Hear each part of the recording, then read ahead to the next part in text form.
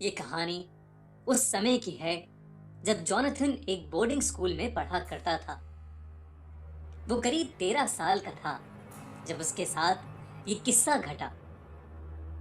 एक दिन जब वो बाकी बच्चों के साथ क्लास में बैठकर पढ़ रहा था, तभी अचानक से एक जूनियर टीचर भागते हुए उनके क्लासरूम में आई और प्रोफेसर के कान में कुछ कहकर वहां से चली गई। प्रोफेसर ने अपना सेशन उस दिन के लिए वहीं खत्म कर दिया और सभी बच्चों को बताया कि स्कूल के पास वाली बिल्डिंग में कुछ ऐसा हुआ है जिसकी वजह से पूरे स्कूल का लॉकडाउन कर दिया गया है और किसी भी स्टूडेंट को अपने हॉस्टल या स्कूल प्रेमिसेस से बाहर निकलना अलाउड नहीं है। असल में स्कूल के पास वाली बिल्डिंग में एक पागल सीरियल किलर ने कुछ लोगों का मर्डर कर दिया था और वो स्कूल के आसपास ही घूम रहा था। इसलिए जब तक पुलिस उस सीरियल किलर को नहीं ढूंढ लेती, तब तक पुलिस ने स्कूल को बंद करवा दिया था।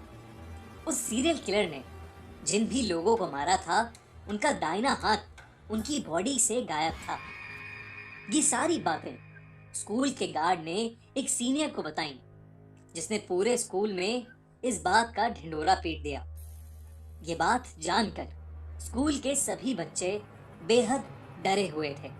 इन सब के बीच जॉनथन के साथ एक और अजीबोगरीब चीज हो रही थी। जब से ये स्कूल लॉकडाउन शुरू हुआ था, उसे रोज रात अचानक अपने हॉस्टल के बैकयार्ड से किसी आदमी के जोरों से चीखने की आवाज आती। ताज्जुब की बात यह थी कि आवाज उसके अलावा और कोई नहीं सुन पा रहा था। एक रात जब वो सो रहा था, उसे फिर से वही चीख सुनाई दी। इस बार वो हिम्मत करके हॉस्टल के बैकयार्ड में जा पहुंचा। उसने देखा कि बैकयार्ड की घास पर लाल खून पड़ा था।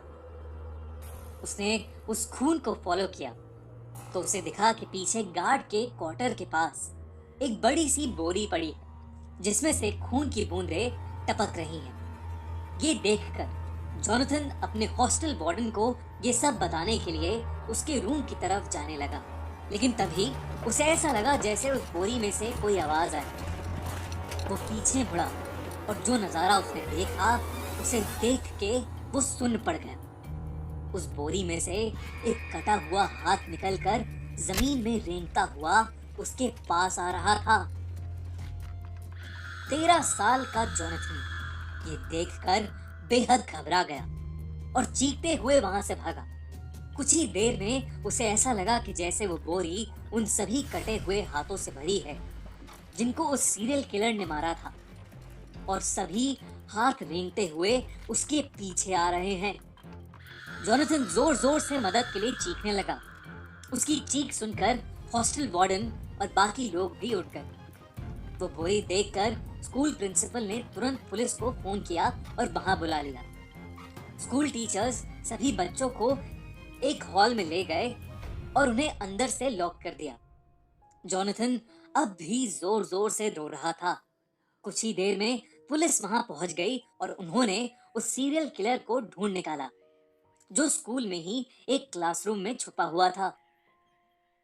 जॉनथन ने उस रात जो महसूस किया, वो सच था या नहीं, ये तो नहीं कह सकते, लेकिन वो बोरी सच में उन्हीं सब लोगों के कटे हुए हाथों से भरी थी जिन्हें उस सीरियल किलर ने मारा था। उस दिन के बाद से स्कूल का रूटीन तो नॉर्मल हो गया, लेकिन जॉनथन को आज भी वो खौफनाक सपना आता है जहां एक कटा हुआ हाथ रेंगते हुए उसके पास आ रहा है। अगर आपको एक कहानी